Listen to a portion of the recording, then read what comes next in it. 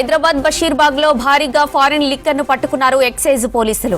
ఓ water బాటిళ్ల గోదాంలో నిల్వ చేసిన 233 బాటిళ్లను స్వాధీనం చేసుకున్నారు. దోమలగూడకు చెందిన హరీష్ కుమార్ ఇర్వాణి, సికింద్రాబాద్ కు చెందిన విలియమ్స్ జోసెఫ్లను స్పెషల్ టీమ్స్ అరెస్టు చేశాయి. నిందితుల నుంచి ఓ కారును స్వాధీనం చేసుకున్నారు. హైదరాబాద్ సిటీలో గతంలో లిక్కర్ టెండర్స్ దక్కకపోవడంతో ఢిల్లీ నుంచి తెప్పించిన ఫారిన్ లిక్కర్స్ ను సేల్ చేస్తున్నట్లు గుర్తించారు.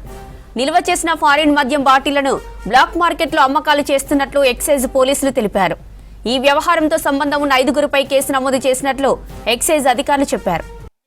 హరీష్ కుమార్ ఇర్వాణి అనేటువంటి వ్యక్తి సంబంధించినటువంటి స్థలాన్ని తనిఖీ చేయగా ఇక్కడ మనకు ఢిల్లీ మరియు హర్యానా రాష్ట్రాలకు చెందినటువంటి విదేశీ మద్యం లభ్యమైంది. 233 బాటిళ్ల ఖరీదైన విదేశీ మద్యం లభ్యం కావడం జరిగింది. ఈ హరీష్ కుమార్ అనేటువంటి వాడు ఇంతకుముందు మనకు ఏపూర్ మద్యం దుకాణం కూడా నడిపినటువంటి సందర్భం ఉంది.